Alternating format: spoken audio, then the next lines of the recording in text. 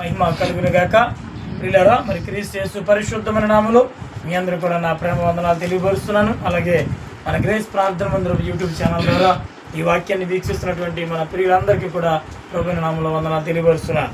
ప్రియులారా, మరి ప్రత్యేకంగా ఈ రాత్రి ప్రభు మనం నడిపించిన విధానాన్ని బట్టి ప్రభుకు మహిమ చెల్లిస్తూ గడిచినటువంటి వారంలో మనము పూర్తిగా ప్రకటన గ్రంథం 22 అధ్యాయాలు మనం పూర్తి చేయడానికి ప్రభు తన కృపను చూపించారు. ఎన్నో సత్యాలు, ఎన్నో మర్మాలు మరి ప్రకటన గ్రంథంలో మనం తెలుసుకోవటానికి, దేవుని పరిశుద్ధమైనటువంటి రాకడ కొరకు సిద్ధపడటానికి, ప్రభు పరిశుద్ధుల గుంపులో ఉండడానికి సిద్ధపడగలిగినటువంటి అనేకమైనటువంటి ఆత్మీయ సత్యాలు ఆ 22 అధ్యాయాల ద్వారా నేర్చుకోవడానికి తన ప్రభు తన కృప చూపించారు. ఆమేన్, హల్లెలూయా. బలపరచబడిన మీ అందరికి కూడా ప్రభు పేరట వందనాలు. అనేక మంది ప్రకటన గ్రంథంలో అనేకమైనటువంటి విషయాలు మేము కొత్తగా నేర్చుకున్నామని చెప్పడాన్ని బట్టి, మరి సాక్ష్యం ఇవ్వడాన్ని బట్టి నేను కూడా చాలా సంతోషించాను ప్రియులారా. అయితే ఈ రాత్రి మళ్ళా అపోస్తుల కార్యాల గ్రంథం నుంచి ప్రారంభించాలని ఆశపడుతున్నాను. అపోస్తుల కార్యముల గ్రంథం నుంచి మనం ప్రారంభించి అలా ఒక్కొక్కటిగా ఈ యొక్క మరి పత్రికలు కూడా వరుసెట్టి కంటిన్యూషన్గా ధ్యానించాలి అన్నటువంటి ఆసక్తి ఉంది. ఎన్నో విషయాలు మనం నేర్చుకోవాలి ప్రియులారా. కనుక ఈ రాత్రి అపోస్తుల కార్యములు మొదటి అధ్యాయం. అపోస్తుల కార్యములు మొదటి అధ్యాయం అంటే ఇప్పుడు ఒక్కొక్క అధ్యాయం కాదు, కానీ ఇలాగైతే మరి 28 అధ్యాయాలు ఉన్నాయి. దీంట్లో 28 వారాలు పడతాయి. అందుకనేసి ఏదో మనకి మళ్ళీ క్రిస్మస్ కార్యక్రమాలు అవి ఉన్నాయి కనుక కొంచెం క్లుప్తంగా ఒక 4 అధ్యాయాలు చొప్పుని ధ్యానించుకుంటూ వెళ్ళాలని ఆశపడుతున్నాను. ఒక అధ్యాయానికి గంట టైం తీసుకునేవాడు 4 అధ్యాయాలకి ఈ 4 గంటలు తింటాడా ఏంటి అని చెప్పాను అనుకోవద్దు. దానికంటే ముందుగానే ప్రాముఖ్యమైన విషయాలు మీ ముందు ఉంచాలని ఆశపడుతున్నాను. లేదా మరి చదువుదాం. అపోస్తుల కార్యములు 1వ అధ్యాయం 8వ వచనం చదువుదాం. అయినను పరిశుద్ధాత్మ మీ మీదికి వచ్చినప్పుడు మీరు శక్తి నొందుదురు గనుక మీరు యెరూషలేములోను యూదయ సమరయ దేశముల యందంతటను భూదిగంతముల వరకు నాకు సాక్షులై ఉందురని వారితో చెప్పాను. ఆమేన్, హల్లెలూయా. ఒకసారి ఈ మాట నాతో మీరు చెప్పండి. పరిశుద్ధాత్మ మీ మీదికి వచ్చినప్పుడు మీరు శక్తి నొందుదురు. ఇలా చెప్తాం ఈ మాట. పరిశుద్ధాత్మ నా మీదికి వచ్చినప్పుడు నేను శక్తి పొందుదును. హల్లెలూయా. ప్రార్థన చేద్దాం. మహాపరిశుద్ధులకు మహోన్నతులను దగల తండ్రి, మీకు వందనాలు, స్తోత్రాలు. ఈ రాత్రి అత్యుత్తమ మహాకృపను బట్టి ఈ మంగళవారం ఆరాధన ద్వారా ప్రారంభ ప్రార్థన ఎదిగిన ప్రభా, పాటల ద్వారా, వాయిద్యముల ద్వారా, స్తుతుల ద్వారా, వాక్య ధ్యానముల ద్వారా నేను మహిమపరిచినప్పుడు మీరు మహిమ పొందినందుకే నీకు స్తోత్రాలు. నీ పరిశుద్ధ దూతలను, నీ పరిశుద్ధ ఆత్మను మా మధ్యలో ఉంచి ఇదిగో నా ప్రభు నీ ఆత్మ చేత మమ్మల్ని నింపినందుకు నీకు స్తోత్రాలు. 40 దోసలు నిలబెడుతుండగా నా ప్రభు బలహీనుని బలపరచండి ప్రభు. ఇదిగో నా తండ్రి అపోస్తుల కార్యములోని అనేక సత్యాల గురించి ధ్యానించడానికి మరలా ఇదిగో నా అపోస్తుల కార్యముల గ్రంథాన్ని మేము ప్రారంభించి ఉండగా దీనిలోని మూలవాక్యాన్ని మేము ధ్యానిస్తున్నప్పుడు నా తండ్రి అయ్యా ప్రతి విషయంలోని గురించినటువంటి నా ప్రభు నా రాజా నా తండ్రి నా ప్రభా విషయాలు మేము తెలుసుకోవడానికి నా తండ్రి నా ప్రభా విషయ పరిజ్ఞానాన్ని మాకు అనుగ్రహించి వింటున్నప్పుడు నా ప్రభా నా తండ్రి నా ప్రభా వినిపింపచేయు ఆత్మగాను ఒప్పింపచేయు ఆత్మగాను నీ ఆత్మ మా మీద కార్యము చేయటానికి నా ప్రభు నీ కృప చూపించమని యేసు నామమున ప్రార్థన చేసి వేడుకుంటున్నాను మా తండ్రి. ఆమేన్, హల్లెలూయా. ప్రియులారా, అపోస్తలుల కార్యముల గ్రంథం ఏంటండి? అపోస్తలులు అంటే ఎవరు? అపోస్తలుల కార్యములు. అపోస్తలులు అంటే ఎవరు? యేసుక్రీస్తు ప్రభుల వారి 12 మంది శిష్యులను అపోస్తలులు అని పిలుస్తారు. ఏమండి, వారి ద్వారా పరిశుద్ధాత్మ దేవుడు జరిగించినటువంటి కార్యములు మీకు అర్థమవుతుందండి. 12 మంది అపోస్తలుల ద్వారా పరిశుద్ధాత్మ దేవుడు జరిగించినటువంటి కార్యములను అపోస్తలుల కార్యములు అన్నారు. అలాగంటే నిజంగా పరిశుద్ధాత్మ కార్యములు అంటే బాగుండేమో. అంటే దీన్ని మనం వక్రీకరించడానికి అంత సరిపోయే వాళ్ళమేమి కాదు. కానీ కొంతమంది పండితులు, అంటే బైబిల్ పండితులు, ఎందుకంటే పరిశుద్ధాత్మ దేవుడు జరిగించాడు కనుక కార్యాలు, ఇది పరిశుద్ధాత్మ కార్యాలు అంటే బాగుండేమో అని చెప్పి అన్నారు. కానీ దేవుని చిత్తం అపోస్తలుల కార్యములు. ఆమేన్, హల్లెలూయా. ఎందుకంటే బహుశా అనుకుంటారు అలాగే ఎందుకు ఎట్లేదంటే పరిశుద్ధాత్మ కార్యాలు చేసింది నిజమే. ఆ పరిశుద్ధాత్మ కదా చేస్తా కార్యాలు. ఆయన దేవుడు గనక ఆయన చేసాడు, మనం ఎక్కడ చేస్తాంలే అని ఒకవేళ మనం అలా చేయలేక వెనక్కి తిరిగిపోతామేమో అని. అదే అపోస్తలులు చేసిన కార్యాలు అయితే వాళ్ళు మనకులాంటి మనుషులే కనుక మనము కూడా వారి మాదిరిలో ఉంటే మనం కూడా అటువంటి కార్యాలు ప్రభు కొరకు మనం చేయొచ్చు, అలాగా మనం కూడా బ్రతకొచ్చు అని కొంతమంది ఆలోచిస్తామని ప్రభు ఒకవేళ పరిశుద్ధ అపోస్తలుల కార్యాలని పేరు పెట్టుంటారు. హల్లెలూయా. ఏదేమైనప్పటికీ కూడా మరి మొదటి వచనం నుంచి ధ్యానిద్దాం.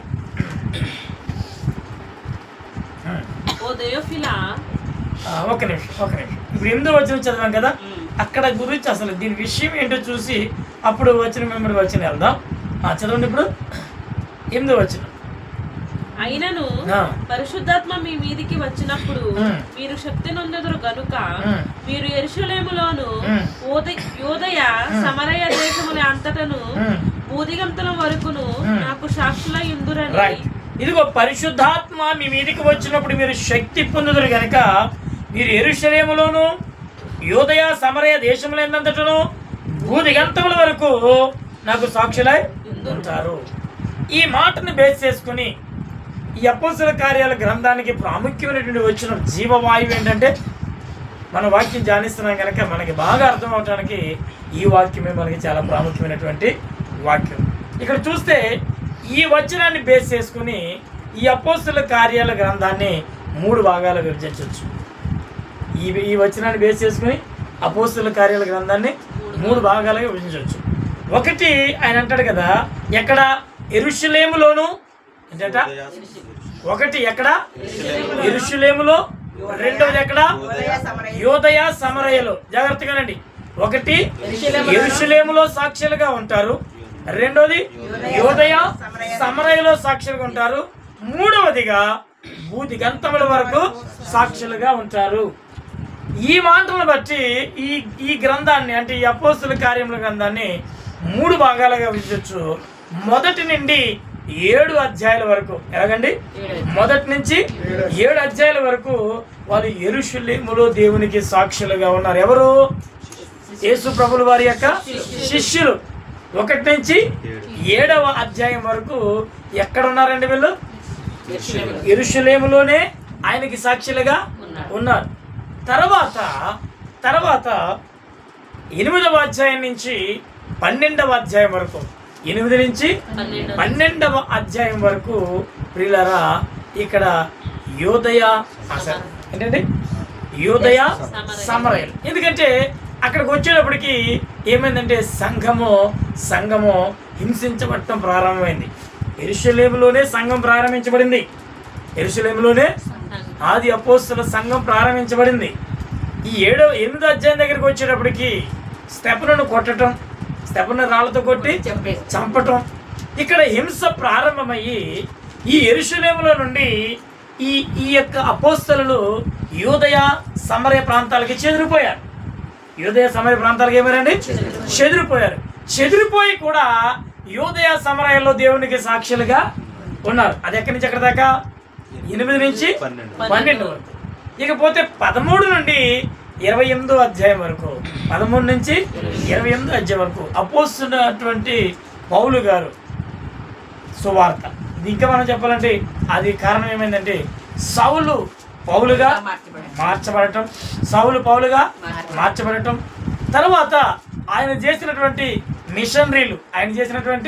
మిషనరీలు వాడల మీద సముద్రాల మీద ప్రయాణం చేసి భూదిగంతముల వరకు వెళ్ళి దేవునికి సాక్షులుగా నిలబడ్డారు.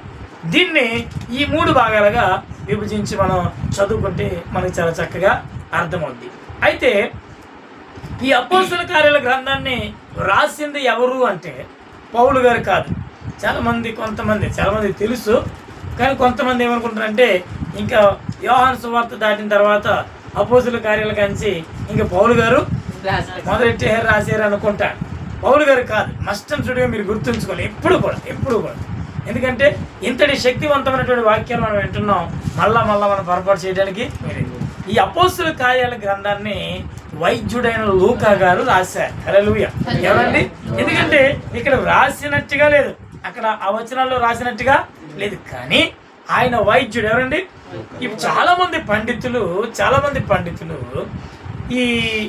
ఈ లూకా సువార్తను అలాగే అపోస్తల కార్యముల గ్రంథాలని ఈ రెండింటినీ పరిశీలించి చూసినప్పుడు ఈ రెండు కూడా సిమిలర్గా వాళ్ళకి కనబడటం, ఒకే విధమైనటువంటి భావజాలంతో రాయబడటం, అంత మాత్రమే కాదు ఒకే దస్తూరి కూడా.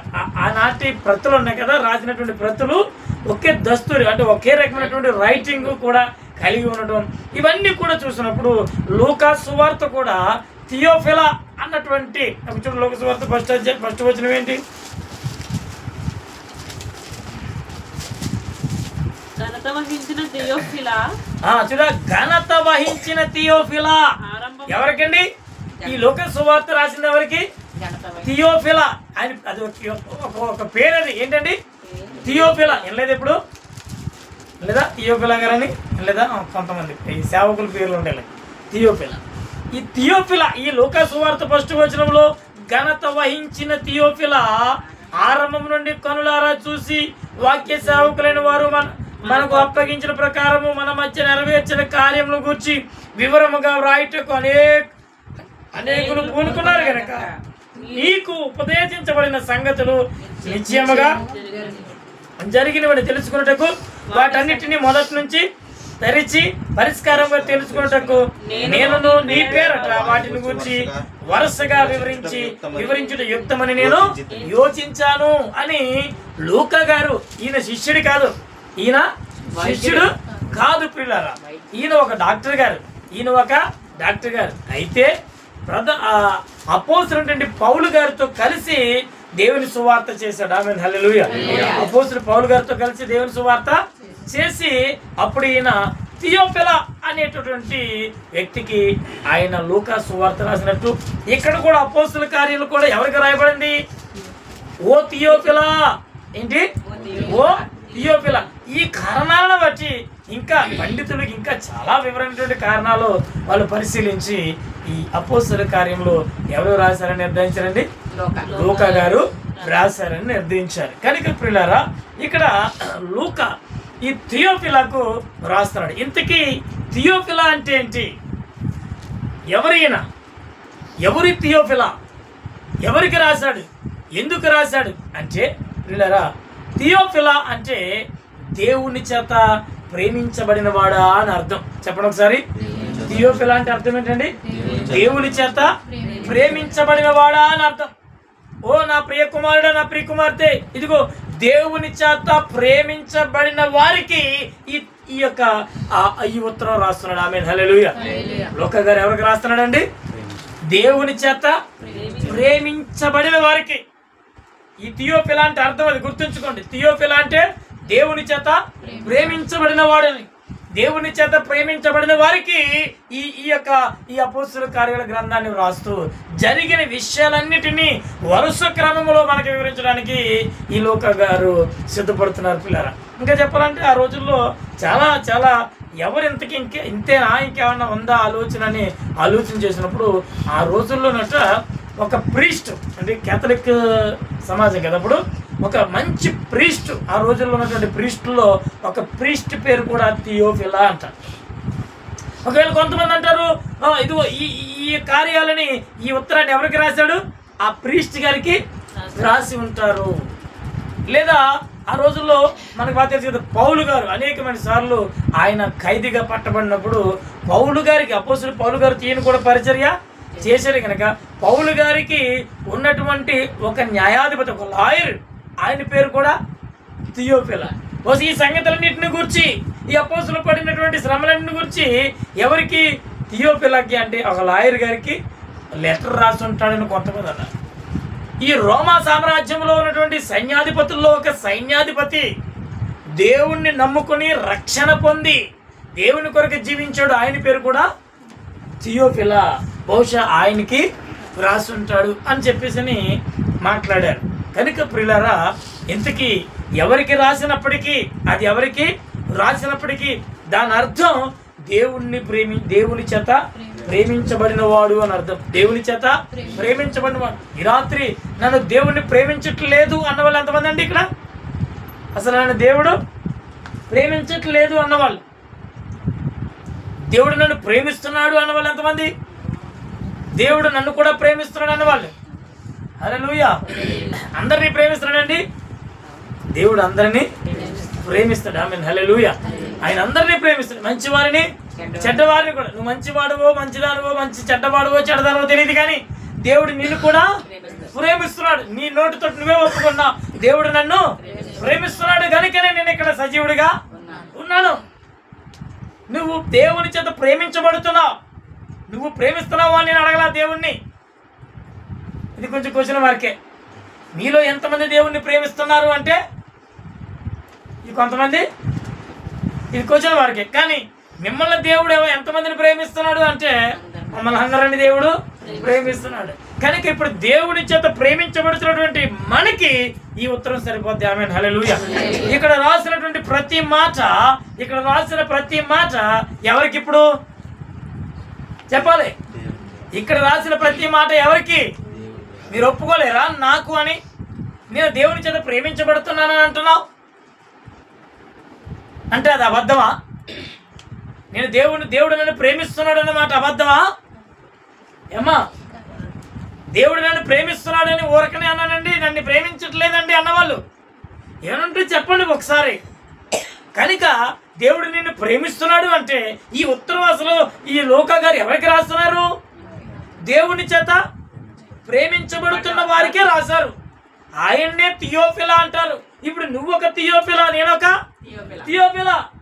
నిన్ను నన్ను పిలుస్తున్నాడు, ఓ థియోఫిలా, ఓ దేవుని చేత ప్రేమించబడుతున్నటువంటి సహోదరుడా, దేవుని చేత ప్రేమించబడుతున్న సహోదరి అని మనకి రాస్తున్నాడు ఈ ఉత్తరాన్ని. ఆమేన్. హల్లెలూయా. ఇప్పుడు మనకెందుకు వచ్చిన ఉత్తరం మడత మీరు పక్కన పెడేద్దామా? మనకి ఏముందో ఈ విషయం దీంట్లో ఏంటి? ఐఏసీ వచ్చినప్పుడు కరెంట్ చెప్పండి ఒకసారి. ఎందుకు వచ్చిందిలే, ఏముంటుందో దీంట్లో అని మడత పెట్టి పక్కన పెట్టేద్దామా? మన కొరకు ప్రభు ఏమి అమూల్యమైనటువంటి దీవెనకరమైన మాటలు రాశారో దీంట్లో అని చెప్పి తెరిచి చదువుదామా? చెప్పాలి మీరు ఇప్పుడే. ఏమండి? తెరిచి చదువుదామా? హల్లెలూయా. అయితే వెళ్దాం, ముందుకి వెళ్దాం. ఈ మాటలు చెప్పి వారు చూచుచుండగా ఆయన ఆరోహణమాయను.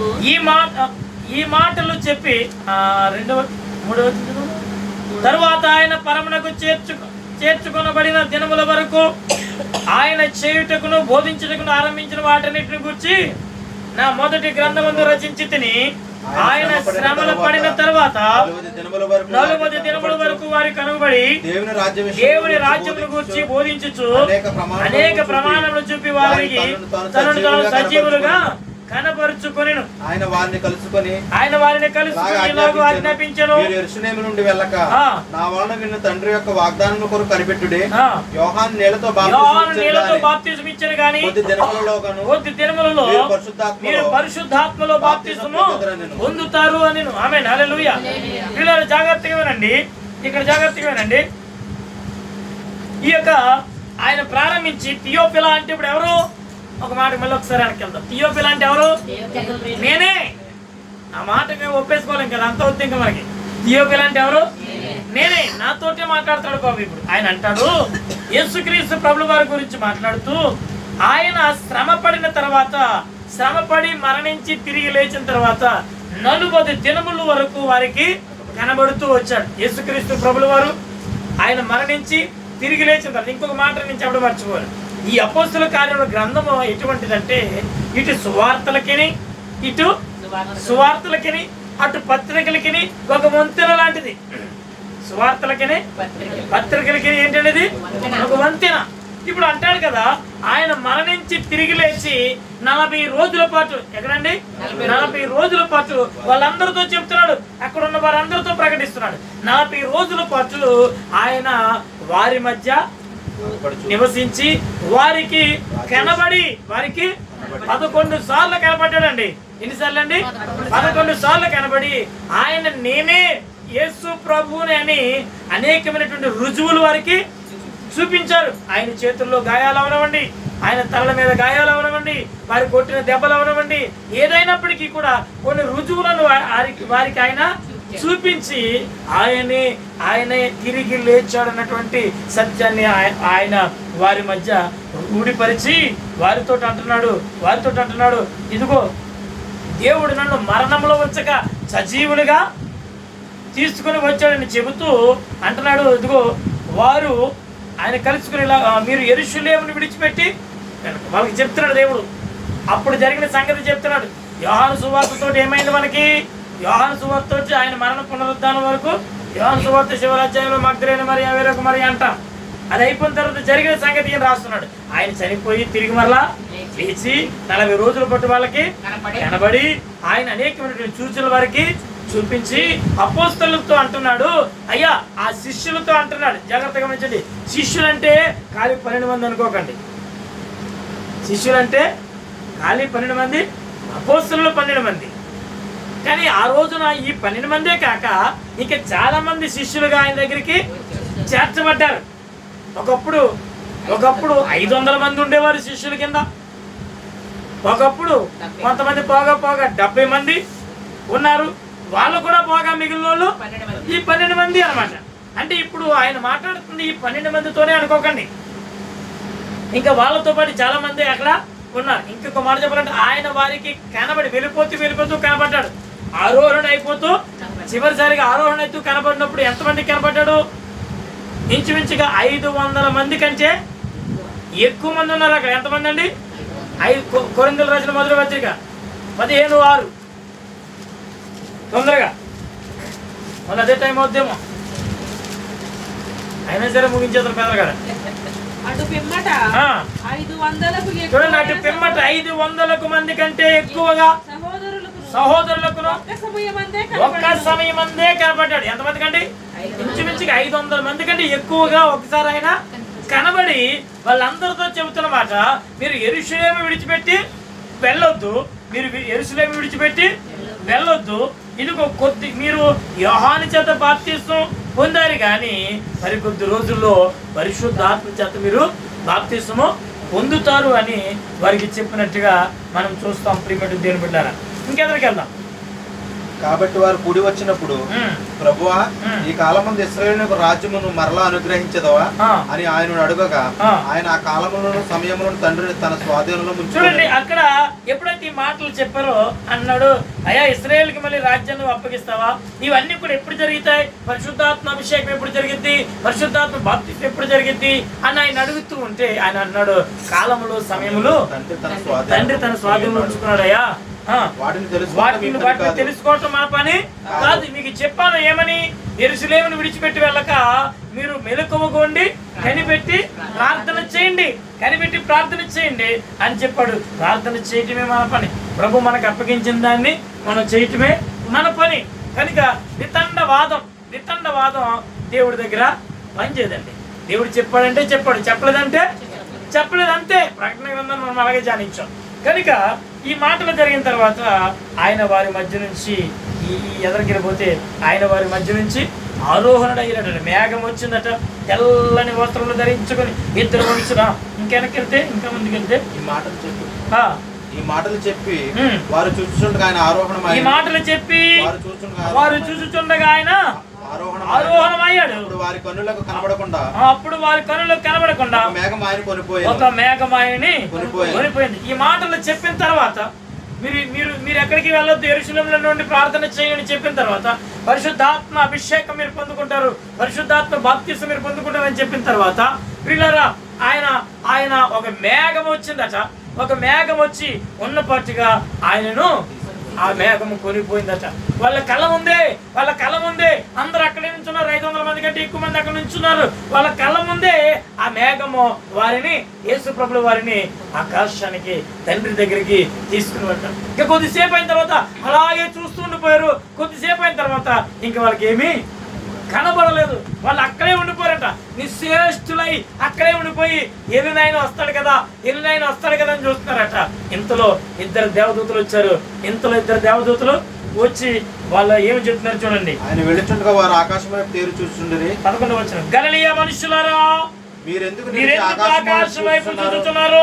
మీరెందుకు మీ వద్ద నుండి పరలోకమునకు చేర్చుకొనబడిన ఈ యేసు ఏ రీతిగా పరలోకమునకు వెళ్ళుట మీరు చూచిస్తారో ఆ రీతిగానే ఆయన తిరిగి వచ్చుట వారితో చెప్పాను. ఆ రీతిగానే ఆయన తిరిగి వచ్చినని వారితో చెప్పాడు. ఎప్పుడైతే యేసు ప్రభువు ఆరోహణ అయిపోయారో వీళ్ళందరూ నిశ్చేష్టులు ఎక్కడి నుంచో అలాగే చూస్తారంట. ఈ లోపు దేవుడు ఇద్దరు బలిష్ఠులను దూరం పంపించి అంటాడు, ఇదిగో గలిలయ మనుషులారా, ఇంకెందుకు మీరు ఇక్కడ చూస్తున్నారు? ఇదిగో ఆయన ఎలాగైతే వెళ్ళాడో మళ్ళా ఒక రోజు అలాగే వస్తారు.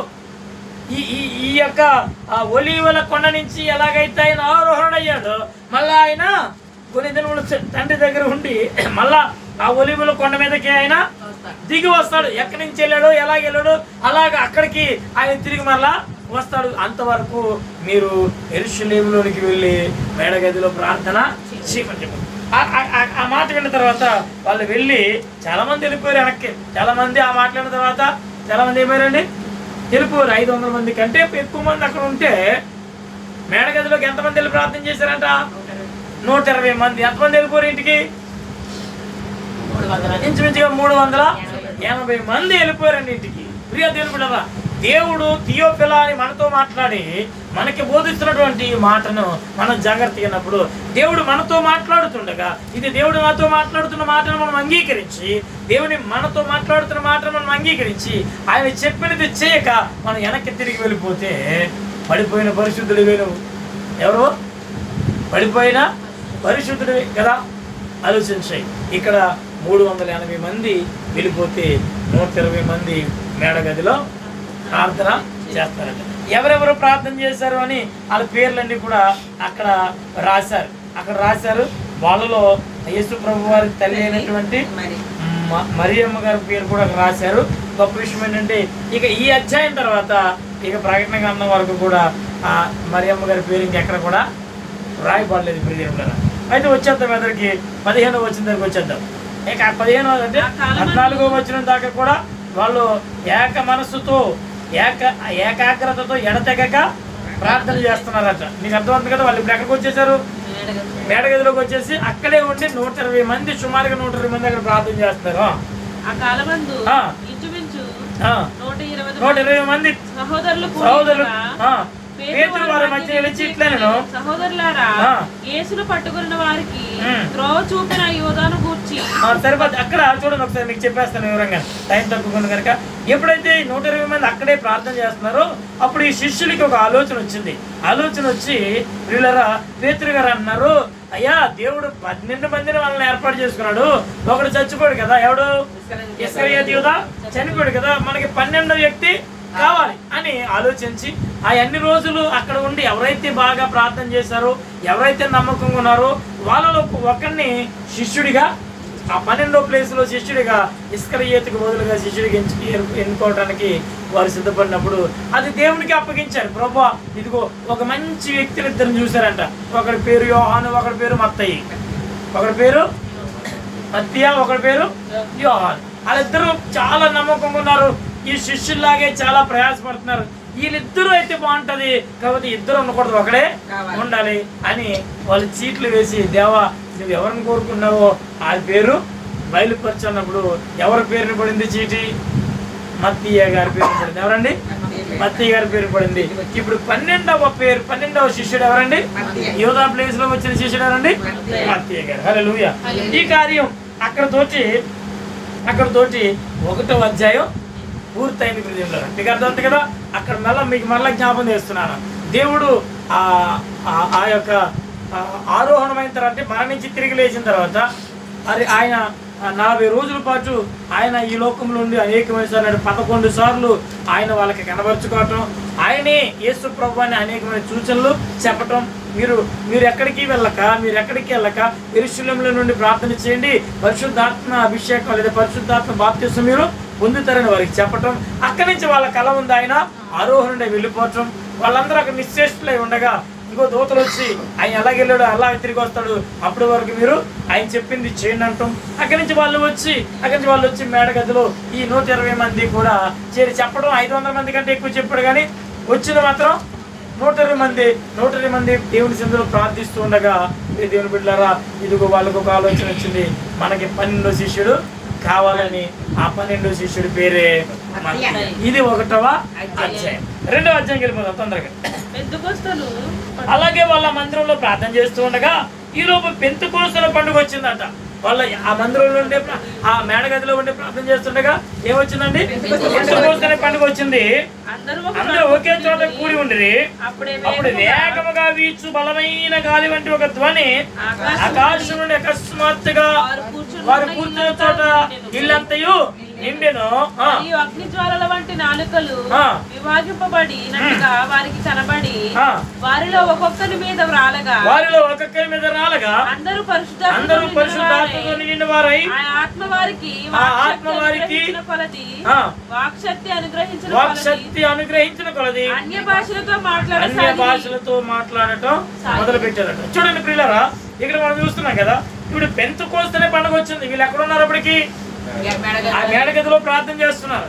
పెంతెకోస్తు అనగా ప్రియులారా, పస్కా పండుగకు 50 రోజుల తర్వాత వచ్చేది. పస్కా పండుగకి 50 రోజుల తర్వాత వచ్చేదాన్ని ఏమంటారండి? పెంతెకోస్తు. పెంట అనగా 50, పెంట అనగా 50. పెంతెకోస్తు లేదా 7 వారాలు. ఏంటండి? 7 వారాలు. 7 ఏళ్ళు 49. 7 వారాలు పూర్తవగా 8వ రోజు. మీకు అర్థమవుతుందండి? ఇది పస్కా పండుగ నుంచి లెక్కేసుకుంటారు. పస్కా పండుగ అంటే ఎప్పుడైంది? పస్కా పండుగ ఎప్పుడు జరిగింది? ఆయన సిలువేసిన రోజే నిజంగా పస్కా పండుగ. అంటే గుడ్ ఫ్రైడే రోజు. అంటే ఈ సంగతిలో మనం ధ్యానిస్తున్న వెనక గుడ్ ఫ్రైడే జరిగింది చూసారా? యేసు ప్రభుని సిలువేశారు చూసారా? ఆ రోజు పస్కా పండుగ జరిగింది. ఆ పండుగ నుంచి 50 రోజుల తర్వాత 40 రోజులు ఆయన వాళ్ళకి కనబడ్డాడు. ఇంకొక 10 రోజులు ఇలా ప్రార్థన చేశారు. ఇంతలో ఏమొచ్చింది? పెంతెకోస్తు పండుగ వచ్చింది. మీకు అర్థమవుతుంది? దీన్నే ప్రథమ ఫలాల పండగ అంటారు. దీన్నే 7 వారాల పండగ అంటారు. ఇది చాలా బాగా జరుగుతాయి. యెరూషలేములో అనేక మంది ప్రజలు వాళ్ళు కలిగినటువంటి ప్రథమ ఫలాలన్నింటిని కూడా పట్టుకొస్తారు. వారాల పండగని పిలుస్తారు, పెంతెకోస్తు పండుగని పిలుస్తారు. ఆ పండుగ వచ్చింది. అనేక మంది ప్రజలు యెరూషలేములోకి వచ్చారు. అయితే వీళ్ళు మాత్రం మేడగదిలో ఉన్నారు. గొప్ప అద్భుతం జరిగింది. ఏంటి అద్భుతం అంటే ప్రజలారా, వారు అలాగా ప్రార్థన చేస్తూ ఉండగా ఆకాశం నుంచి ఒక బలమైనటువంటి గాలి, ఒక ధ్వని ఆకాశం నుంచి వచ్చి అకస్మాత్తుగా వచ్చి వారు కూర్చున్నటువంటి ఇల్లంతా నిండిపోయింది. ఇదిగో మరియు అగ్ని జ్వాలల వంటి నాలుకలు విభాగించబడినట్లు వారికి కనబడ్డాయి. ఒక్కొక్కరి మీద ఆ నాలుకలు రాలగా వారు పరిశుద్ధాత్మ చేత నింపబడారు. ఆమేన్, హల్లెలూయా. దేవుని బిడ్డ, దేవుడు చెప్పినట్టు నువ్వు ప్రార్థన చేయగలిగితే, మెలకువకుండా ప్రార్థన చేయగలిగితే, తొట్టులు పోకుండా ప్రార్థన చేయగలిగితే, ఎంతమంది వెళ్ళిపోయారు? 180 మంది వెళ్ళిపోయారు. వాళ్ళు వెళ్తారు ప్రార్థనకి. ఈ మేడగదిలో కంటే రాలేదు, కానీ సమాజ మందిరంలోకి వారం ప్రార్థనకి వెళ్తారు. నువ్వు కూడా వారం సమాజ మందిరంలోకి ప్రార్థనకి వెళ్ళే వాడికి ఉంటే నువ్వు పరిశుద్ధాత్మను పొందలేవు. దేవుడు చెప్పినట్టుగా ఎడతెగక ఏకాంతముగా దేవునితో ప్రార్థన చేయగలిగినటువంటి ఆ విశ్వాస జీవితాన్ని, ప్రార్థనా జీవితాన్ని కలిగి ఉన్నప్పుడే దేవుడు మనకి పరిశుద్ధాత్మ అనే వరాన్ని అనుగ్రహిస్తాడండి. దేవుని పరిశుద్ధాత్మ వారి మీదకి దిగి వచ్చిందంట. ఏదో ఒక ఆత్మ వచ్చి ఒకరి మీద దిగినట్టు కాదు. ఎంతమంది నుంచి అంతమందికి ఆ 124లుగా విభాగించబడి ఒక్కొక్కరి మీద వాడేటప్పటికి ఒక్కొక్కరు కూడా ఏం చేస్తున్నారంట? అన్య భాషలు మాట్లాడటం ప్రారంభించారు. గది తెరవబడింది. అనేక మంది వచ్చేసారు అక్కడికి. వాళ్ళు వచ్చి అన్య భాషలు మాట్లాడుతున్నారు. ఈ 120 మంది అన్య భాషలు మాట్లాడుతుంటే వీళ్ళు ఏం చేశారు? ఈ యొక్క పెంతెకోస్తు పండగకి అప్పటికే చాలా మంది యెరూషలేముకి వచ్చారు. చాలా దేశాల నుంచి వీళ్ళందరూ వచ్చారు అక్కడికి వచ్చేటప్పటికి ఈ 120 మంది అన్య భాషలు మాట్లాడుతారు. అన్య భాష అంటే ఏంటి? అన్యుడు అంటే ఎవరు? దేవుడిని ఎరగనోడు అన్యుడు అంటాం మన సాధారణంగా. ఆడ మాట్లాడుకుని ఆడేం మాట్లాడతాడు? దేవుడిని ఎరగడు ఏం మాట్లాడే? కూతురు మాట్లాడతాడు. అంటే ఆడి కాదు, ఆ భాష కాదు ఇది. మీకు అర్థమవుతుందండి? అన్య భాష అంటే మనది కాని భాష. దాని అర్థం ఏంటండి? మనది కాని భాష. అలాగని దేవదూతల భాష కూడా కాదు. దేవదూతల భాష వేరు, ప్రియులారా. ఇక్కడ ఎలాంటి భాష మాట్లాడారంటే ఫర్ ఎగ్జాంపుల్ మనం ఇండియా నుంచి వచ్చాం, మనకి తెలుగు వచ్చు కొద్దిగా, ఇంగ్లీష్ వచ్చు కొద్దిగా, హిందీ వచ్చు. ఇక్కడ కొంతకాలంగా ఉంటున్నాం కనుక ఇక్కడ మనకి అరబీ కూడా కొంచెం వచ్చు. ఇప్పుడు పరిశుద్ధాత్మ వచ్చింది అన్నప్పుడు అరబీలో మాట్లాడితే అది గొప్ప ఏమి కాదు, ఇంగ్లీష్లో మాట్లాడితే ఆల్రెడీ వచ్చే భాష, అది హిందీలో మాట్లాడితే కొద్ది గొప్ప తెలిసిన భాష. కానీ ఇక్కడ పరిశుద్ధాత్మతో చైనా భాష మాట్లాడాను అనుకోండి, అప్పుడు చైనా వాడు ఇక్కడ ఉన్నాడు అనుకోండి, ఒకవేళ ఆడేమనుకుంటాడు, ఆడికి అర్థమవుతుంది, మీకు ఎవరికి అర్థమవుతుంది. నేను పరిశుద్ధాత్మతో నింపబడి ఒకవేళ చైనా లాంగ్వేజ్ మాట్లాడాను అనుకోండి, నాకు అర్థమవుదు, మాట్లాడి నాకు తెలుతుంది, పరిశుద్ధాత్మ మాట్లాడతాడు కనుక నాకు తెలీదు, ఇక్కడ నాతో పాటు మీకు తెలియదు. ఒకవేళ చైనా వాడే కనుక ఇక్కడ ఉంటే ఆడికి తెలుస్తుంది, ఈడేంట్రా వీడు చైనా ఎప్పుడు రాలేదే, వీడి చైనా భాష ఆడికి అర్థమవుతుంది, నేను ఏం చెప్తున్నానో క్లియర్గా వాడికి అర్థమవుతూ ఉంటుంది. ఇలాగా అనేక దేశాల నుంచి వచ్చారు, వాళ్ళ భాషలో వీళ్ళు మాట్లాడుతున్నారు. మీకు అర్థమవుతుందండి, వాళ్ళకి అర్థమవుతుంది ఎవడు ఏ భాషలో మాట్లాడుతుంటే ఆ దేశస్తుడే వీడు మా భాష మాట్లాడుతున్నాడు ఏంటి, వీడి గలిలీయుడు కదా, వీడు చేపలు పట్టేవాడు కదా, 3 సంవత్సరాల పాటు యేసు ప్రభుతోటి తిరిగినోడు కదా, వీడు మా భాష ఇంత స్పష్టంగా మాట్లాడుతున్నాడు ఏంటి అని చెప్పి వాళ్ళు ఆశ్చర్యపోయారు. ఆమేన్, హల్లెలూయా. మీకు అర్థమవుతుందండి, పరిశుద్ధాత్మ వచ్చినప్పుడు ఇటువంటి కార్యాలు మన జీవితంలో నెరవేరుతాయి. కొంతమంది అన్నారంట వీళ్ళు పొద్దుటే తాగేశారా అన్నాడు. ఎవడన్నాడంటే ఏమన్నాడు, పొద్దుటే తాగేసాడా అంటే దానికి అది చూడండి ఎక్కడుందన్నమాట,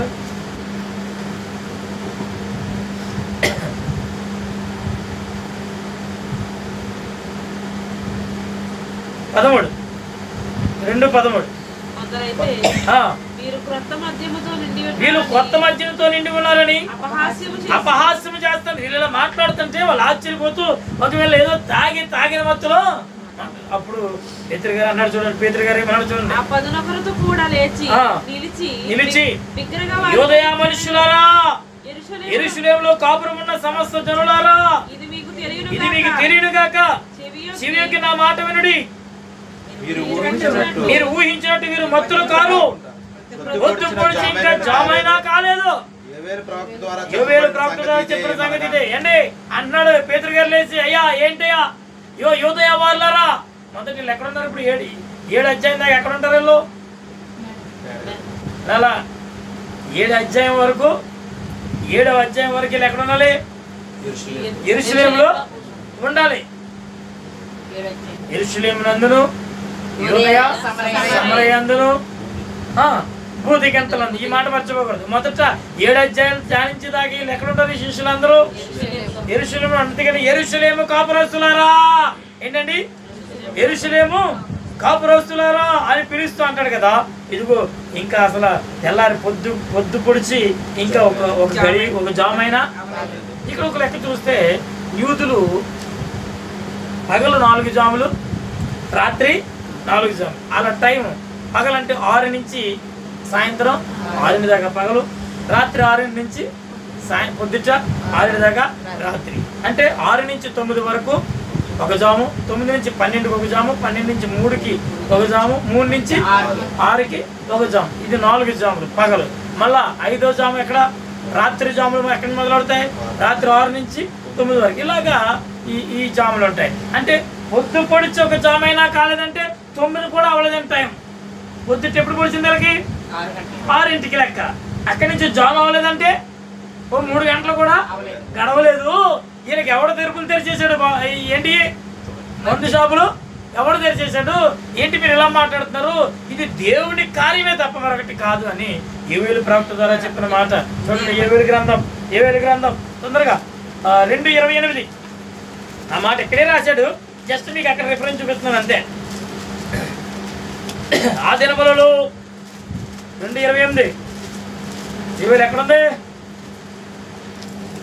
28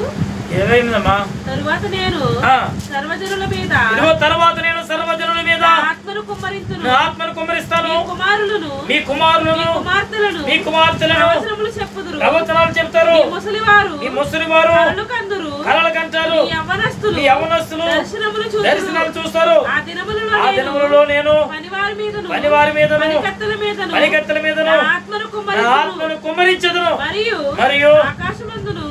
భూమి అందును మహత్ కార్యములను అనగా అగ్నిని ధూపస్తంభములను కనపరిచెదను.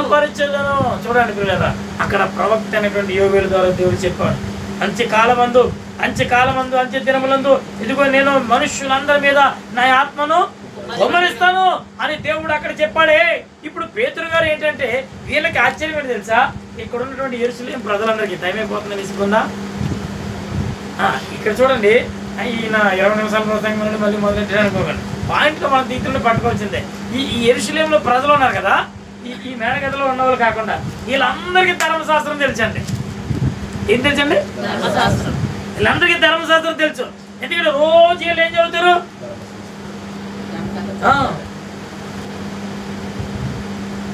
నమాజ్ నమాజ్ చేస్తారు. నమాజ్ అంటే దాన్ని ఏమంటారు? ఖురాన్ చదువుతారు. ఖురాన్ ఏం చేస్తారు? వాళ్ళు చదువుతారు. అక్కడికి వెళ్ళి మసీద్కి వెళ్ళి ఖురాను చదువు. అదే పద్ధతి. అప్పుడు వీళ్ళు ప్రతిసారి వెళ్ళి ఏం చేయాలి? ఆ ధర్మశాస్త్రాన్ని చదివేవారు. కాబట్టి వీళ్ళందరికీ కూడా, యూదులందరికీ కూడా ఏం తెలుసు? ధర్మశాస్త్రం బాగా తెలుసు. కానీ యేసుప్రభు తెలదు. వచ్చిన చిక్కేంటంటే ధర్మశాస్త్రం తెలుసు కానీ ఎవరు తెలదు? యేసుప్రభు తెలుసు. ఇప్పుడు యేసుప్రభువే ధర్మశాస్త్రాన్ని నెరవేర్చడానికి వచ్చినటువంటి దేవుడు కుమారుడని చెప్పాలంటే ఇప్పుడు పేతురు గారు ఏం చేయాలంటే ప్రతి సమయంలోనూ ఏం చేయాలంటే ధర్మశాస్త్రంలో మాటలు చూపించాలి. వాళ్ళకి తెలిసిన మాటలు వాళ్ళకి చూపించాలి. అందుకని ఇప్పుడు అంటాడు, రా బాబు మీకు తెలీదా? యోవేలు ప్రవక్త చెప్పలేదా? ఇదిగో అంత్య దినాల్లో నేను మనుషులందరి మీదకి నా ఆత్మను కుమ్మరిస్తాను, మీ యవనస్తులు కలగంటారు, మీ పిల్లలు కలగా మీ పిల్లలు మీ పసిపిల్లలు ఏం చేస్తారు?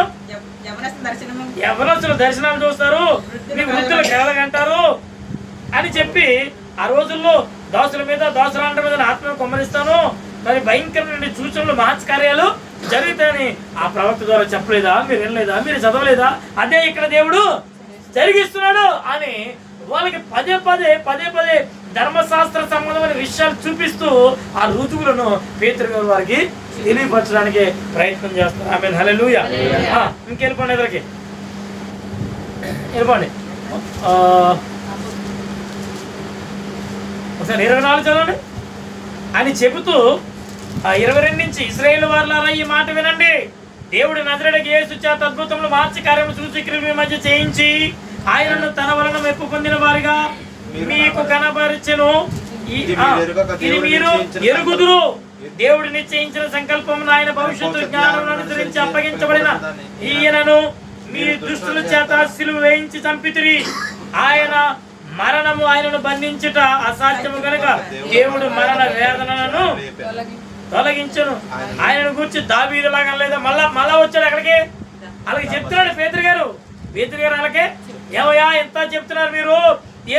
యేసుక్రీస్తు నజరేయుడైన యేసు మీ మధ్య ఇన్ని అద్భుతాలు చేయలేదు, ఇన్ని అద్భుతాలు చేశారు. మీరు అన్ని కూడా కళ్ళారా మీరు చూశారు.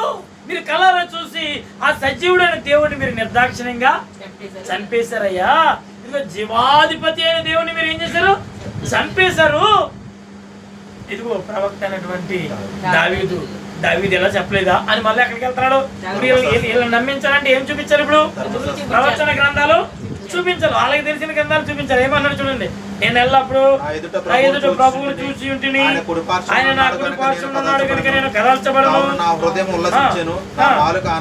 27, నీవు నా ఆత్మను పాతాళంలో గులిపట్టనియ్యవు, నీ పరిశుద్ధుని గులిపట్టనియ్యవు, నీ దర్శనం అనుగ్రహించి నా ఆత్మను పాతాళంలో విడిచిపెట్టవని దావీదు ఆత్మాభిషేకము కలిగిన వాడై ఈ ప్రవచనాన్ని యేసుక్రీస్తు గురించి పలికాడు. కనుక ఆ యేసు ప్రభు వారు ఆత్మ ఎక్కడ లేదు? ఇప్పుడు పాతాళంలో లేదు.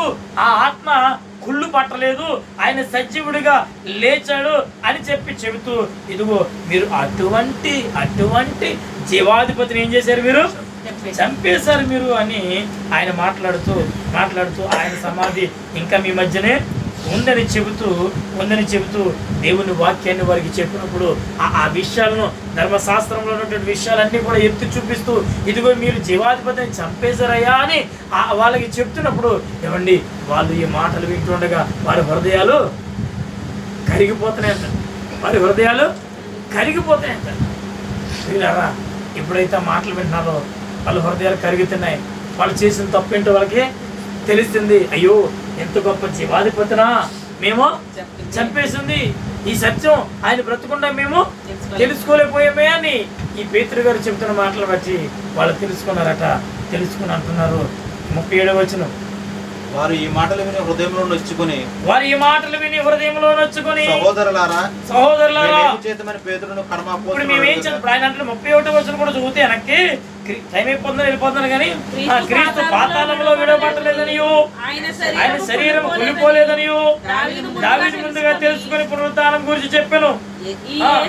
ఈ యేసును దేవుడు లేపెను, దీనికి మేమందరము సాక్ష్యం. అక్కడ ఉన్న వాళ్ళు అన్నారు, ఇదిగో దావీదు ఎవరి గురించి అయితే చెప్పాడు ఆ యేసే ఈయన, ఆయన్నే మీరు చంపారు, ఆయన సజీవుడిగా తిరిగి లేచాడు, మేము వెళ్ళాము సమాధి కాడికి, మేము చూసాము, ఇదిగో ఆయన నార వస్త్రాలు అక్కడే ఉన్నాయి, ఇదిగో ఆయన మాకు కనపడ్డాడు, 40 రోజులు కనపడ్డాడు, ఆయన 11 సార్లు మాకు కనపడ్డాడు, ఆయన గాయాల్లో వేలుపెట్టి మేము చూసాము, మేము కళ్ళారా చూసిన దాన్ని, చెవులారా విన్నదాన్ని మేము ఇప్పుడు ప్రకటిస్తున్నాం. ఇదిగో ఆయనే దేవుడు అనడానికి మేమే సాక్షులం అని యేసుక్రీస్తు గురించినటువంటి విషయాలన్నీ కూడా ఆయన వారికి ప్రకటించేటప్పటికి ఎవరి వల్ల అన్నారట, ఇక సరెండర్ అయిపోయారు.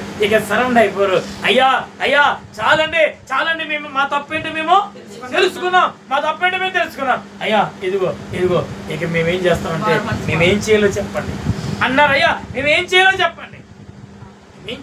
చాలా అద్భుతమైన విషయాలండి. నేను ఈ 2 అధ్యాయంతో ఆపేస్తాను, మీరు కంగారు పడకండి, నేను ఆపేస్తాను. 2 అధ్యాయంతో జాగ్రత్తగా అంటే 4 చెప్పేద్దాం అనుకున్నాను, నేను చెప్పలేకపోతున్నాను. జాగ్రత్తగానండి. ఎందుకంటే ఈ అపోస్తుల కార్యాల గ్రంథంలోనే సంఘము ప్రారంభించబడటం ప్రారంభమైంది. మొట్టమొదటి సంఘం ఎలా ప్రారంభించబడిందో ఈ అపోస్తుల కార్యంలోనే కనబడుతుంది. మొట్టమొదటి సంఘం ఎలా చెదరగొట్టబడిందో ఈ అపోస్తుల కార్యంలోనే కనబడుతుంది. దేవుని కొరకు ఈ శిష్యులు, ఈ అపోస్తులు ఎలా హతసాక్షులుగా మిగిలారో, ఈ ప్రపంచమంతా ఈరోజు ఈ ప్రపంచమంతా క్రైస్తవ్యం ఇంతగా వ్యాప్తించిపోవడానికి మూల స్తంభం, మొట్టమొదటి ఆయువు ఎక్కడ పడిందంటే ఈ అపోస్తుల కార్యంలోనే పడ్డది. ఈరోజు దేవుని సంఘములో, జీవాధిపతి అయిన దేవుని సంఘములో ఉన్న మన సంఘం దేవుని రాజ్యంలో విస్తరించబడాలంటే ఈ సత్యాలన్నీ ఖచ్చితంగా మనకి తెలియాలి. ఆ రోజు సంఘం ఎలా ప్రారంభించబడింది, ఎంత హింసించబడింది, ఎన్ని శ్రమల్లోంచి వచ్చింది సంఘం.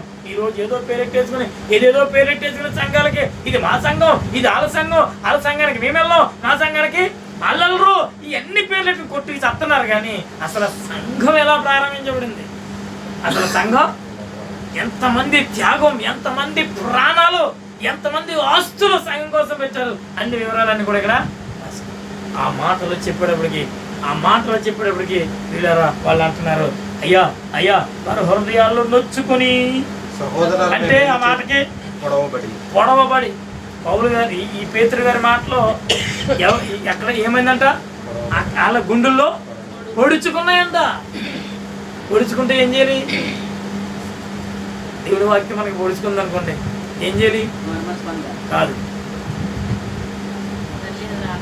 ఈ సంఘం తెలిసి ఇంకో సంఘానికి వెళ్ళిపోవాలి. ఇప్పుడు ట్రెండ్ అలాగే ఉంది. పొడుచుకుని వాక్యం చెప్పడానికి వీళ్ళే. పొడుచుకుని వాక్యం చెప్తే వాడు మారిపోయి పొల మధ్య ఆది అపోస్తుల సంఘం అవుతుంది. అదేమవుతుంది? ఆది అపోస్తుల సంఘం అవుతుంది. ఇది మన కడవ అపోస్తులు. మనం ఏనో నొచ్చుకుని వాడు చెప్పడానికి దూరత చెవులంట. ఏం చెవులు? దూరత చెవులు. జోకులు వేయాలి, నవ్వించాలి, నువ్వేం చేసినా పర్లేదు అనాలి. నాకు మాత్రం కానుక ఇచ్చేది సరిపోద్ది. అది ఇచ్చేస్తే చాలు, నువ్వేం చేయాలి పర్లేదు. శుక్రవారం ప్రార్థన రాపోయినా పర్లేదు, సాయంత్రానికల్లా ఇంటికి మాస్టర్ గారు వస్తాను బిడ్డారా. ఇటువంటిది ఇంకా చెప్పదలుచుకోలేదు. కానీ ఇదిగో వారు హృదయములో పొడుచుకొని ఈ మాటలు ఏంటంట, ఈ మాటలు వారు హృదయములో పొడుచుకొని, అలా చదువుదాం, వారి హృదయంలో పొడుచుకొని, సహోదరులారా మేమేమి చేతుమని పేతురును కడమ అపోస్తలును అడగగా, పేతురు గారు అన్నాడు, అయ్యా మీరు మారు మనసు పొంది పాప క్షమాపణ నిమిత్తము ప్రతివాడు యేసుక్రీస్తు నామమున బాప్తిసం పొందండి, అప్పుడు మీరు పరిశుద్ధాత్మ వరాన్ని పొందుతారు. ఆమేన్. హల్లెలూయా, హల్లెలూయా. ఈయన పొందుకున్నారు పరిశుద్ధాత్మ వరం. వాళ్ళు అన్నారు, అయ్యా మేము ఎలా మిగిలిపోయామేంటి, మేము ఏం చేయాలో చెప్పండి, ఈ మాటలు మాకు పొడుచుకుంటున్నాయి, మా పాపం ఏంటో మాకు తెలిసింది, మేము ఏం తప్పు చేసామో మాకు తెలిసింది, వద్దు ఈ జీవితం, మమ్మల్ని ఏం చేయమంటారు చెప్పండి బాబు, నాకు కూడా కావాలి ఆ పరిశుద్ధాత్మ, నాకు కూడా కావాలి ఆ పరిశుద్ధాత్మ వరం, నాకు ఈ మమ్మల్ని ఏం చేయమంటారు అంటే అన్నాడు, ఇదిగో మీరు మారు మనసు పొంది పాప క్షమాపణ నిమిత్తము బాప్తిస్మం పొందాలి. ఏంటండి బాప్తిస్మము పొందాలి అని చెప్పినప్పుడు, ఇదిగో ఈ మూర్ఖ తరము వారికి మీరు దూరంగా ఉండాలి, ఈ మూర్ఖ తరానికి మీరు దూరంగా ఉండి రక్షణ భాగ్యాన్ని పొందండి అయ్యా అంటే, ప్రియ దేవుని బిడ్డలారా, అప్పటికప్పుడు ఇదిగో ఎంతమంది చేర్చబడ్డారట, అప్పుడు అతని మాటలు వాక్యం అంగీకరించిన వారు బాప్తిస్మం పొందారు. ఆ దినమందు ఇంచుమించు 3,000 మంది సంఘములో చేర్చబడిరి. వీరు అపోస్తలుల బోధ యందును, సహవాసమందును, రొట్టె విరుచుట యందును, ప్రార్థన చేయుట యందును ఎడతెగక ఉన్నారు. ఆమేన్. హల్లెలూయా. చూడండి, ఆ రోజు ఒక్కసారి పేతురు గారు ప్రసంగం చేస్తే, పేతురు గారు ప్రసంగం చేస్తే ఎంతమంది మారారండి, ఎంతమంది బాప్తిసం తీసుకున్నారండి, 3,000 మంది బాప్తిసాలు తీసుకున్నారు. ఆమేన్. హల్లెలూయా, హల్లెలూయా. ప్రియ దేవుని బిడ్డ, అంతేకాదు వాళ్ళు బాప్తిసం తీసుకుని ఇంకా వాళ్ళ బతకలేదంట, వాళ్ళ బతకలేదంట. అపోస్తలుల బోధ యందును, అపోస్తలుల సహవాసమందును, రొట్టె విరుచుట యందును, ప్రార్థన చేయుట యందును ఎడతెగక ఉన్నారు. ఇవి మనకు రావాలి. బాప్తిసం పొందిన ప్రతి ఒక్కరు ఖచ్చితంగా ఈ క్రమాన్ని పాటించాలి. ఇక సమయం తక్కువ వెళ్ళిపోతున్నది. అప్పుడు ప్రతివానికి భయం కలిగింది. అనేక మహత్కార్యములను సూచక్రియలను అపోస్తలుల ద్వారా జరుగుతూ వచ్చాయి. విశ్వసించిన వారందరూ ఏకముగా కూడి తమకు కలిగినదంతయు సమిష్టిగా ఉంచుకొనిరి.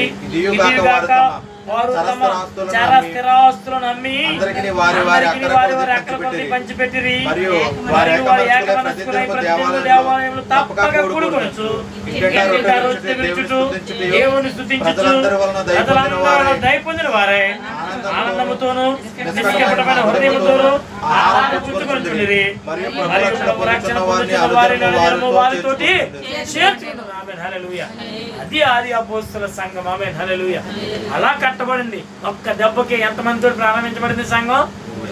3,000 మందితో ప్రారంభించబడింది. ఏమండి, ఆ రోజున రక్షణ పొంది ప్రభువులకు వచ్చిన వారందరూ కూడా, వాళ్ళందరూ కూడా ఏకాత్మ ఏక మనసు కలిగి ఉన్నారు. ఒకరు ఎడ్డుమంటే ఒకరు దిడ్డుమని లాగా లేరు. ఏకాత్మ ఏక మనసు. అవునంటే అవును, కాదంటే కాదు అన్నారు. వాళ్ళందరికీ ఒకటే భారం ఉంది. చాలైనా చేద్దాం కానీ ఇదిగో దేవుని రాజ్యాన్ని కట్టాలి. మనం ఎలా తెలుసుకున్నామో నిజ సత్యాన్ని, రక్షణ భాగ్యాన్ని, ఇంకా అనేక మంది సత్యాన్ని, ఈ ప్రభువులోకి వచ్చినటువంటి వారికి ఈ విధమైనటువంటి ఒక రకమైనటువంటి దీన్ని ఏమంటారంటే ఆ మంట ఉంటుంది. ఆమేన్. హల్లెలూయా. ఏముంటదండి? ఆ మంట ఉంటుంది. కొంతమంది ఉంటారండి వచ్చి వాళ్ళు కూడా చెడగొడతారు. ఒకప్పుడు కావడం అంత పాత్ర రావట్లేదు వచ్చేదాని అంటే ఇంకొక పాత్ర కొడుతాను కాబట్టి ఆవిడ మూడు మాటలతోటి మాట్లాడి పళ్ళ పొందిన, అందుకనే పాత్రకి రాలేదు. ఇది గతం చాలా గతంలో కూడా లేదు. పుడిసిన ఆవిడ వెళ్ళిపోయింది, పొడిపించుకున్న ఆవిడ పాత్ర కొడుతూ మారైంది.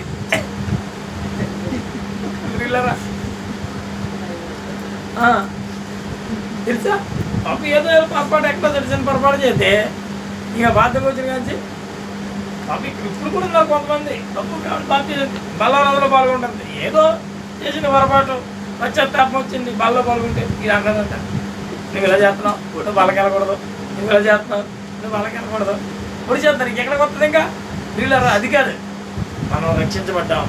అపోస్తుల్లో ఉన్న మంట ఏంటో తెలుసా? అపోస్తులకు ఉన్నటువంటి మంట, ఆ రోజు సంఘంలో చేర్చుకున్నటువంటి వారికి ఉన్నటువంటి ఆ మంట ఏంటో తెలుసా? ఇదిగో ఈ రక్షణ ఈ ప్రపంచం అంతా ఎలా వెళ్తుంది? రక్షణ ప్రపంచం అంతా వెళ్తుంది. అప్పుడు సంఘంలో చేర్చబడిన వాళ్ళు పేదోళ్ళు ఉన్నారు, డబ్బున్న వాళ్ళు ఉన్నారు. ఏమండి గొప్ప విషయం తెలుసా? అప్పుడు అన్నారంట చర స్థిర. ఈ మాట ఎక్కడ చదువుతారు మీరు? చర స్థిర ఆస్తులు అన్నమాట ఎక్కడ చదువుతారు? ఇప్పుడు చదవలేదా? అంత పని మీకు వచ్చి ఉండవులే, మనమైతే చదువుంటారు. ఆస్తులు ఆస్తులు అమ్ముకుని కాడ కొని కాడ దత్తావేదులు రాయించుకుంటాం చూసారా, లేకపోతే ఏమంటారు రిజిస్ట్రేషన్ చేయించుకుంటాం చూసారా? ఈ చర స్థిర ఆస్తి ఇంకా ఈవిడి హక్కు ద్వారా అవుతుంది, లేదా ఈయన హక్కు ద్వారా అవుతుంది అని అక్కడ రాస్తారు. చర స్థిర ఆస్తులు పూర్వం నుంచి ఉన్నటువంటి ఆస్తులు. ఈ ఆస్తులన్నింటిలో కూడా ఏమండి గొప్ప విషయం తెలుస్తున్నాను. ఆ రోజున ఈ 3000 మంది సంఘంలో చేర్చబడిన వారు దేవుని సేవ కొరకు, అనేక మందిని రక్షించడం కొరకు, ఇంకా ఈ రాజ్యాన్ని ముందుకు తీసుకెళ్ళడం కోసం వీళ్ళారా వాళ్ళకు ఉన్నటువంటి చీర ఆస్తులు, ఎప్పుడు తాత ముత్తాతల దగ్గర నుంచి వస్తున్నటువంటి ఆస్తులు కూడా మాకేంటి రేపొద్దుటని ఆలోచించలేదు. అవన్నీ అమ్మేసి పట్టుకొచ్చి అపోస్తలుల పాదాల దగ్గర అయ్యా చేయండి సేవ, ఆమేన్ హల్లెలూయా, ఏమన్నారు చేయండి సేవ. మనలో ఎవడైనా లేనోడన్నాడా? వాడికి పెట్టండి. వాడు రొట్టె తింటే నేను రొట్టె తినాలి, ఆడు రొట్టె తింటే కుబులు తింటే రూపాయి నేను బిర్యానీ తినడానికి వీల్లేదు. నా ఓపుకుంటే ఇదిగో నేను కూడా వాడికి బిర్యానీ పెట్టాలి నా డబ్బులతో. ఆడు నేను అందరం ఒకటే, సంఘంలో చేర్చుకున్న వాళ్ళు అందరం కూడా ఒకటే, ఒకే రకమైన అద్భుతమైనటువంటి కార్యక్రమాలు చేశారు. ఈరోజు సంఘం ఆశీర్వదించబడాలి అంటే, దేవుని రాజ్యం కట్టబడాలంటే, నీ ద్వారా ఒక ఆత్మ రక్షించబడాలంటే, ఇదిగో దేవుడు నీకు ఇచ్చిన దాన్ని కూడా దేవుని సన్నిధిలో ఖర్చు పెట్టాలి. విషయం తెలిసి ఈ మాట చెప్పడానికి చాలా సంతోషిస్తున్నాను. ఎందుకంత ప్రయాస ఈ స్థలం ఇచ్చి చెప్పడం ఒకసారి. నిజంగా మన ఇంటికి ఎవరైనా వస్తే మనం 1-2 సార్లు ఏమనుకుంటాం? అది తుడుచుకోవడానికి, కడుక్కోవడానికి ఏ పనేమీ లేదు, అత్తమారం వచ్చేస్తున్నారు ఏదో చెప్పండి, ఎవరు కదా. కానీ 10 సంవత్సరాలుగా ఈ కుటుంబం సహిస్తుంది, భరిస్తుంది. ఇప్పుడు తెలుసా, మన రూముల్లో అయితే మన ఇష్టం, ఇక్కడైతే కొన్నిసార్లు కొంతమందికి భయపడి ఆ చెప్పులు కూడా దాచేసుకుని, తెలుసా ఆ చెప్పులు కూడా ఇలా చెక్కింగ్కి వచ్చేవారు. ఎంత చెప్పులు ఉన్నాయంటే ఇక్కడ అని కనబడకుండా అవి కూడా సీక్రెట్గా దాచేసి అర్థం మాత్రం రాకుండా, కొన్నిసార్లు ఏమైతే అయిందిలే చూద్దామని తెగించి అలా చేశారు కనుకనే, అలాగా చేశారు కనుకనే ఈరోజు సంఘం ఇంకా నిలబడింది. ఎవరంటారు కదండి, బాబు మాకు మా మేడం అనవట్లేదండి బాబు, మా గోడలు బాబు, మా పక్కన కంప్లైంట్ ఇచ్చేస్తాం, ఇంక రేపు నుంచి రావద్దంటే ఈరోజు ఎక్కడుంది సంఘం? ఆలోచించాలి ఒకసారి. వాళ్ళు తెగించారు కనుకనే ఈరోజు సంఘంలో చాలామంది ఉన్నారు. నేను పేరు ప్రత్యేక చెప్పను, చాలామంది వాళ్ళు తెగించారు. వాళ్ళు సమయాన్ని ఇస్తున్నారు, వారు డబ్బులు ఇస్తున్నారు, వాళ్ళు ప్రయాసపడుతున్నారు సంఘం కోసం. ఎంత చేస్తున్నారు కనుకనే ఈరోజు ఇంకా సంఘము ఎంతమందిని మనం రక్షించగలుగుతున్నాం. ఆమేన్ హల్లెలూయా. ప్రియ దేవుని బిడ్డ, ఎవరో చేస్తున్నారని కాదు, మనం అందరం కూడా అలాగా ఉండాలి. మనమందరం అలా ఉండాలి. అలా ఉండి దేవుని రాజ్యం కొరకు పాటుపడగలిగితే ఆ పరిశుద్ధుల అపోస్తల సంఘం వల్లే మన సంఘం ఉండాలి. ప్రార్థన యందు, సహవాసమందు, ఎక్కడెక్కడ ఉన్నారు, రొట్టె విరుచుటి యందు, అపోస్తుల బోధ యందు, సహవాసమందు, రొట్టె విరుచుటి యందు, ప్రార్థన చేయడం ఎడతెగక ఉండగలిగితే అది అపోస్తలుల సహవాసం. ఆది అపోస్తల సంఘం ఎలా ఉందో అలా ఉన్న సంఘమే ఎత్తబడితే ఇంక వేరే సంఘాలు ఎత్తబడవు. కనుక ప్రయోజనం డబ్బుకు ప్రయాణం ఇవ్వకుండా మనకున్న తలాంతలన్నీ పట్టుకొచ్చి దేవుడి సన్నిధిలో వాడబడే రీతిగా ప్రభు కొరకు ప్రయాసపడాలని, ఇటు రీతిగా సంఘం ప్రారంభించబడిందని ఈ 3వ అధ్యాయంలో అక్కడ 3వ అధ్యాయంలో మనకు పేతురు గారు, యోహాను గారు మరి దేవాలయం దగ్గర ఒక గుడ్డువాడిని బాగు చేయటం మనకు కనపడుతుంది. ఆ తర్వాత 4వ అధ్యాయం దగ్గర ఇంకా చెప్తే వచ్చే వారం చూద్దామై 3వ అధ్యాయం 4వ అధ్యాయం. కనుక ప్రయోజనం అద్భుతమైనటువంటి కార్యాలు. ఇప్పుడు సంఘం ప్రారంభించబడింది, మరి కొద్ది రోజులు చెదలు కొట్టబడింది, హింస దారుణమైన శ్రమలు సంఘం మీదకి రావద్దు. కానీ దేవుడు అపోస్తలుల పక్షంగా కార్యాలు చేస్తాను ఉన్నాడు. ఆమేన్ హల్లెలూయా. సహించిన వాడు ధన్యుడు. కనుక ప్రజలారా ఆయన రాజ్యం కొరకు సిద్ధపడేలాగా ఇనేసీలకు వద్దు ప్రియములారా, ఇనేసి వెళ్ళిపోయేలాగా మాత్రం మీరు ఉండొద్దు ప్రియములారా. సాధ్యమైనంత వరకు వాక్యానుసారంగా బ్రతకటానికి ఇవాళ నేర్చుకున్నటువంటి వాక్యం ఏంటో ప్రియజనులారా, మనం ఏం చేస్తామో క్రీస్తుని ఎరిగి కూడా సిలువేస్తాం. రోజు సిలువ యూదులు ఒకసారి వేశారు, మనం రోజు సిలువేస్తున్నాం. నీ మాటల్లో ఆయన సిలువేస్తున్నావు, నీ చూపులతో ఆయన సిలువేస్తున్నావు, నీ ప్రవర్తనతో ఆయన సిలువేస్తున్నావు. ఇదిగో సజీవుడైన దేవుని సిలువేస్తున్నామని ఆ పేతురు గారు చెప్పినప్పుడు వాళ్ళందరూ మారు మనసు పొందారు. ఇంకా వద్దు, ఇదిగో ఆయనే నాకు కావాలని కోరుకున్నారు. అలా నీ జీవితాన్ని కూడా మార్చుకొని ప్రభు కొరకు బ్రతికే స్థాయికి నువ్వు రావాలని నేను ప్రేమతో కోరిక మాటలు ముగిస్తున్నాను. దేవుడి మాటలు దీవించిన గాక. హల్లెలూయా. కానుక పడదాం, కానుక